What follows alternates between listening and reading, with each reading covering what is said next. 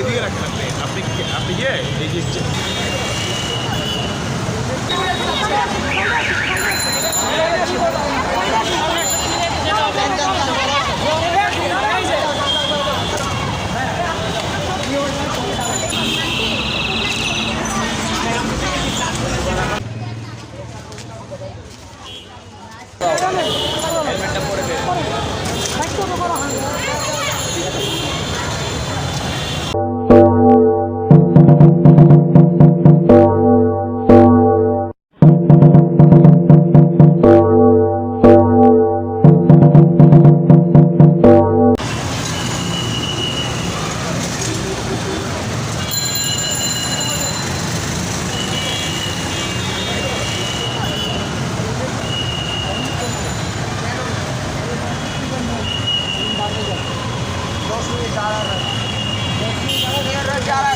যা করছে আমরাও তা করছি।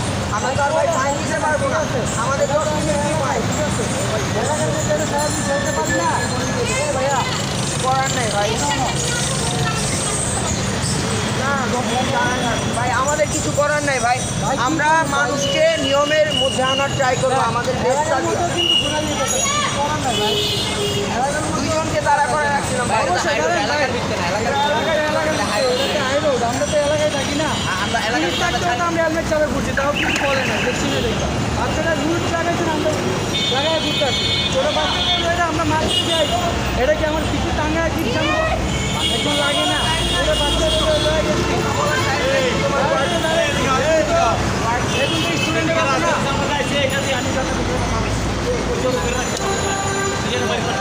আরো 10 মিনিট ব্যথা পাইতো, তাহলে আমার কি করতো? এইটা দিয়ে আমি ভেতরে ব্যথা পাইছি।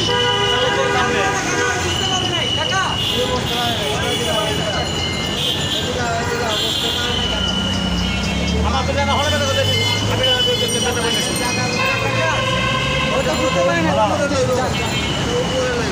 থাক না, বাচ্চারা বুঝে আপনার মুরব্বী একটা কথা বলতেছে না, মিয়া আপনি লাগাই দিলে ওই কিচ্ছু কয় না, আপনি মিয়া বাংলাদেশের মানুষ।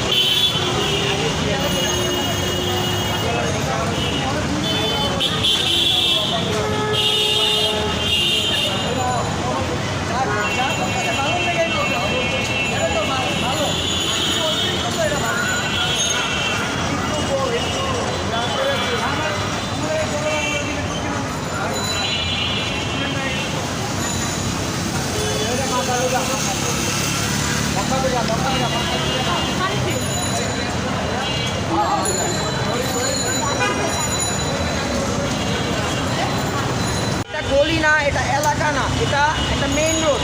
এখানে রীতিমতো বাস চলতেছে, ট্রাক চলতেছে, কেন আমরা নিয়মটা মেনটেন করব? সাইড করে আমাদের যা দায়িত্ব আমরা তা করতেছি, এর বাইরে কিছু করতে পারবো না। এটা মহিলা হোক, পুরুষ হোক, সবার আপু একটু এখানে থাকেন, 10 মিনিট দাঁড়া করে রাখতে বলছি।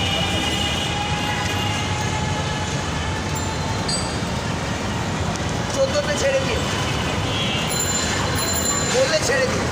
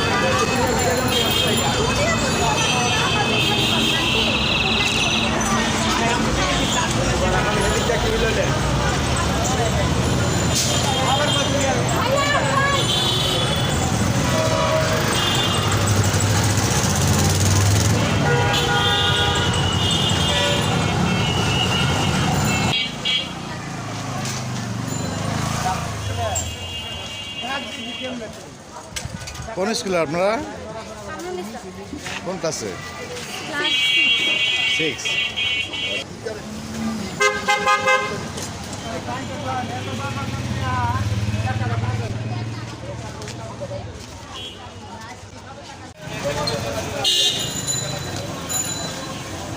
না 2 নাম্বার দিন তোমার বাসপাড়ের সাথে কাজ করে আমি আপনার চিনি আমার এটা আজকে দিন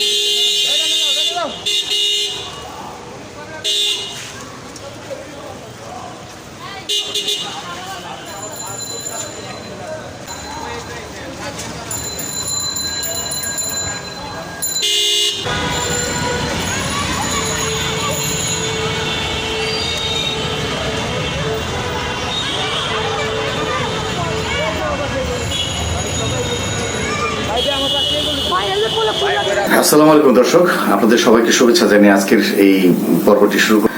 আসলে আমাদের চারপাশে যে অবস্থা আমরা দেখতে পাচ্ছি যে প্রশাসনিক যে অবকাঠামোর যে ভগ্নদশা, যেহেতু আমাদের থানাগুলোতে এখনো পুলিশ সঠিকভাবে কার্যক্রম শুরু করেনি, সেহেতু জায়গায় জায়গায় বিশৃঙ্খলা কিছু ঘটনা আমরা দেখতে পাচ্ছি।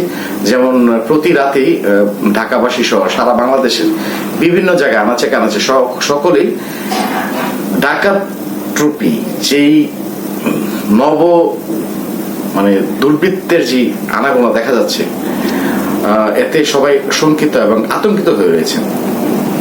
তো প্রশ্ন হচ্ছে যে হঠাৎ করে এই ডাকাতের আবির্ভাব হলো কি করে? তো আসলে এটা পানির মতো পরিষ্কার, অনেকেই বুঝতে পারছেন। বাংলাদেশ বর্তমান সিচুয়েশনকে বহির্বিশ্বের কাছে খারাপভাবে উপস্থাপন করার জন্য যে অপচেষ্টা, যে বিগত স্বৈরাচারী শেখ হাসিনার সরকারের তাদের লালিত কুকুর শ্রেণীর যে পেয়াদা রয়েছেন, তারা যে অপচেষ্টা বাংলাদেশের উপর করে যাচ্ছে, তা বাংলাদেশের সকল মানুষের কাছে এবং বহির্বিশ্বের সকল মানুষের কাছে একেবারে পানির মতো পরিষ্কার। তথাপি এই জিনিসটাকে প্রোটেকশন করার জন্য সারা বাংলাদেশের সাধারণ জনগণের সাথে ছাত্রছাত্রীরা মিলিতভাবে যে পুলিশ প্রশাসনের যে কাজটা সেটা করে যাচ্ছে। সাথে সাথে আমরা আরেকটি জিনিস লক্ষ্য করছি যে বাংলাদেশের যে ভাবমূর্তিকে নষ্ট করার জন্য, বাংলাদেশকে জঙ্গি আখ্যায়িত করার জন্য যে অপচেষ্টা তারা চালাচ্ছেন, যে দেখা যাচ্ছে যে সংখ্যালঘু, আসলে কি এটাকে সংখ্যালঘু বলাটা আমার কাছে মনে হয় না এটা ঠিক হচ্ছে। যে আমরা সংখ্যায় কম হোক বেশি হোক, আমাদের দেশের হিন্দু হোক, মুসলমান হোক, বৌদ্ধ হোক, খ্রিস্টান হোক, সকলেই আমরা বাংলাদেশের নাগরিক।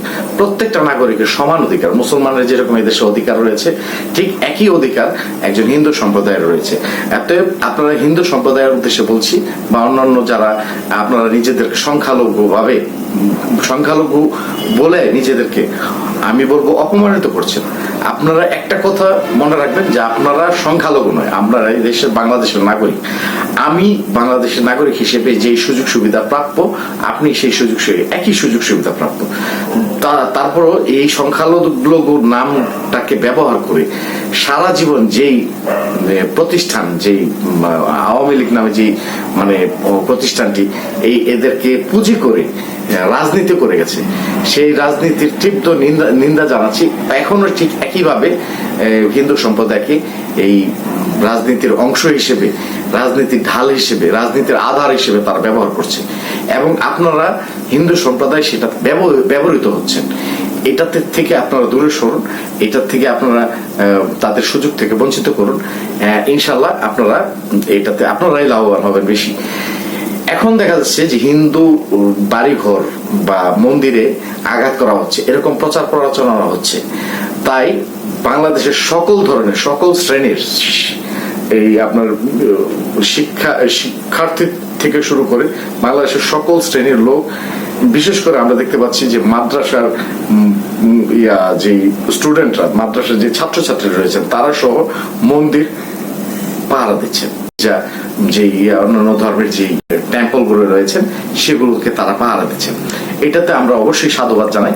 পাশাপাশি আরেকটা জিনিস আপনাদেরকে দেখাতে চাচ্ছি যে শিশু কিশোররা যেইভাবে তারা ট্রেন না, তারা ট্রেন আপনার, কিন্তু তারপরও তারা তাদের বিশাল একটা আন্তরিক যে প্রচেষ্টার কারণে আমাদের এই ট্রাফিক ব্যবস্থাকে তারা নিয়ন্ত্রণ করতে চাচ্ছে। বাংলাদেশকে সুন্দর একটি মানে বাংলাদেশকে এগিয়ে নিয়ে যাওয়ার যে প্রচেষ্টা তাদের মধ্যে, সেটার অংশীদার হিসেবে আমিও সারাদিন তাদের সাথে এই একদিন ছিলাম।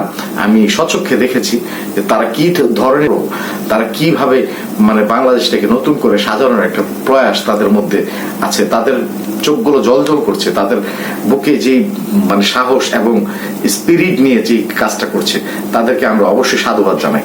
আমি রাস্তা থেকে দেখেছি যে অনেক অনেক মানুষ নানান ভাবে তাদেরকে সাধুবাদ জানাচ্ছে। যেমন আমি একটু যদি দেখেন যে এই যে এই মুহূর্তে একটি গাড়ি থেকে একটি বিস্কিট, একটি পানির বোতল, জুস মেয়েটিকে দিয়ে যাচ্ছে। তো এরকম ভাবেই অনেকেই, আপনি আমার পিছনে ভিডিওগুলো অলরেডি দেখতে পাচ্ছেন, আমি আরো কিছু ফুটেজ আপনাদেরকে দেখাবো। তো কিছু কিছু ক্ষেত্রে দেখা যাচ্ছে কি যে মানে তারা আসলে কি মেন্টালিটি নিয়ে এই কাজগুলো করে জানি না।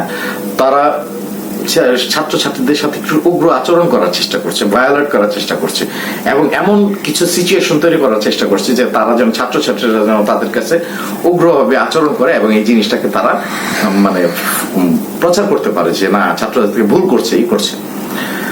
তো এই যে দেখুন যে কিছু বেশিরভাগই বাইকার যারা আছেন তারা দেখাচ্ছেন যে আমি হেলমেট পরে যাব না, বা এই রং সাইড দিয়ে এসে গাড়ি চালিয়ে যাবে। এতদিনের যে মানে চিরাচরিত যে অভ্যাস, আসলে দেখা গেছে যে অনেক সময় বাইকাররা যখন নাকি একটা মোটরসাইকেল নিয়ে নামে, তখন কিন্তু একটা পুলিশ ট্রাফিক দেখলে তারা আতঙ্কিত থাকে যে তা সে কেস খাবে কিনা, সে টাকা জরিমানা করবে কিনা। কিন্তু ছাত্রছাত্রীদের কাছে এই ভয়টুকু তার নাই।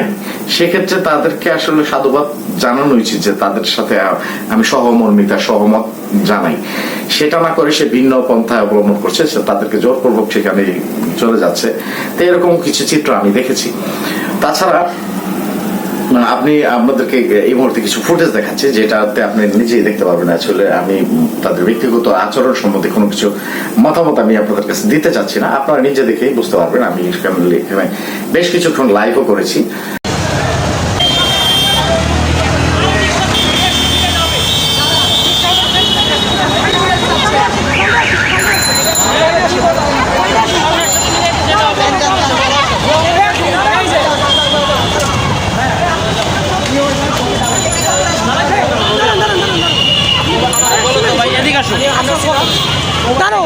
সব ঢুকে দিতেছে ওইটা আবার বলেছে নাকি তোমার রিস্কা ফুটপাতে রাখা পেছে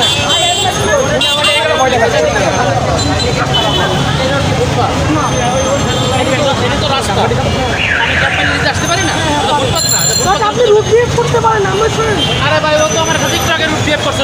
আপনাকে এই বিষয়টা ঢুকতে বলছিলাম, প্রতিটা আগে মনে করেন ও তো রুট বিহেভ করে আসছে আমার সাথে। মনে করেন হ্যাঁ, তোমার বিশ্বাস করে আরো ভলেন্টিয়ার আছে। আমি আগে বলছি সাইডে ঢুকে যান, হিসাব আছে আপনার কথা। আপনি আপনার মধ্যে কি বলেন, একটা মোড়ে এতজন মানুষ লাগে, মানুষ কমা কিন্তু আপনি রুট বিহেভ করতে পারেন না। সমস্যা আমি করি না, ও আমার সাথে ওই মোড়ে রুট বিহেভ করে আসছে। রুট বিহেভ করছি না, আমি রুট বিহেভ করছি, আমরা করছি, ওই তো আমার আমরা তো করি না, আমরা রুট বিহেভ করি ওই মোড়ে আমার থেকে পিছিয়ে রিস্কা।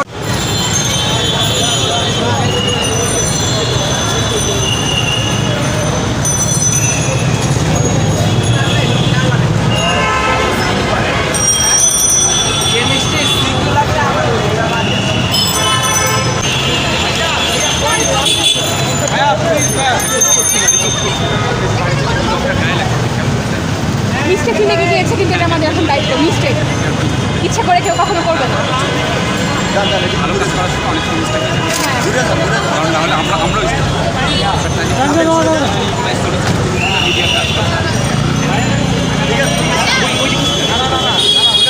কিন্তু ওনারা যেটা বলে তাহলে করেন। আপনি ক্যাপ্টেন সবাই ছেড়ে দাও।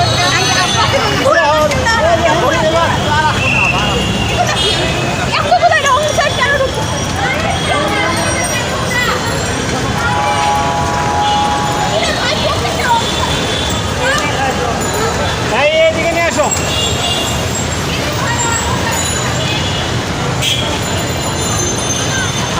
স্কুলের পক্ষ থেকে ছাত্রদের জন্য খাবার দিচ্ছি আর আসো আসো তোমাদের কেউ এই আঙ্কেল এদিকে আসো খাবার নিও না এই গাড়ি সামনে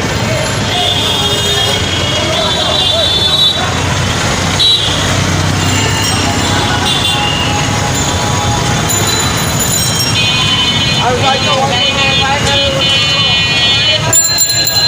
সাইডে ওখানে রাখি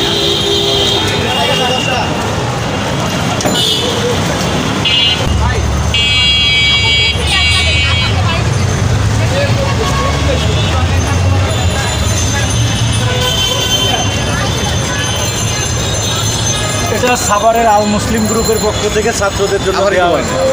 আসসালামু আলাইকুম ভাইয়া, এটা আমাদের আল মুসলিম গ্রুপ সাভারের কোম্পানি থেকে ছাত্রদের এই যারা রাস্তায় কষ্ট করে কাজ করতেছে, ট্রাফিকের দায়িত্ব যানজট সৃষ্টিটা কমাচ্ছে, তাদের জন্য আমাদের কোম্পানি থেকে আল মুসলিম গ্রুপের পক্ষ থেকে এই দুপুরের লাঞ্চ ও পানির বোতলগুলো দেওয়া হচ্ছে। সেপ্টেম্বর মাসের শেষে 30টা সেপ্টেম্বর মাসের শেষে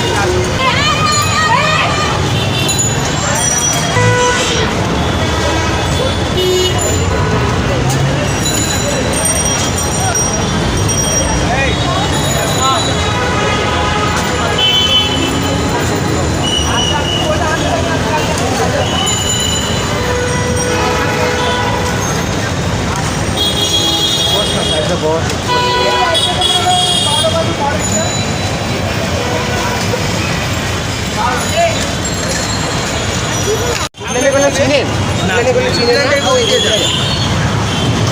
ভাই আপনি এদিকে রাখেন আপনি যে এই যে মানে ক্যামেরাটা করতেছেন, আপনি আমার ভিডিও করতেছেন, ফুটেজ নিচ্ছেন, আপনি আমার থেকে পারমিশন নিচ্ছেন না? আপনি হেলমেটটা নেন, হেলমেটটা নেন। আপনি রং করতেছেন, আপনি একটু হেলমেটটা নেন। আচ্ছা, আপনাকে কেটে দিচ্ছি আমি। আপনারা সেদিকে আপনি কম করেন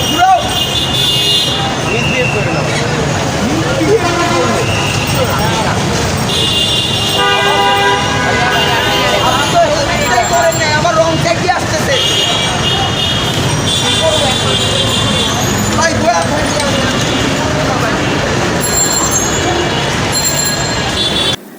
তো আসলে এরই মধ্যে আমরা জানতে পারলাম যাত্রাবাড়ি থানায় দুইজন স্টুডেন্টকে আসলে ভোর রাতের দিকে পিটিয়ে মারা হচ্ছে। তাদের কিভাবে তারা হত্যা হয়েছে এটাতে আসলে বাংলাদেশের মানুষ কিছুটা আতঙ্কিত হয়েছে। ছাত্রদের অভিভাবকরা এখন তাদেরকে দিতে চাচ্ছে না, যে না, তাদেরকে ট্রাফিকিং করানো যাবে না বা তারা স্বেচ্ছাসেবকমূলক কাজ করতে এখন বাধাগ্রস্ত যেতে হয়, এটাই চেয়েছিল দুর্বৃত্তরা।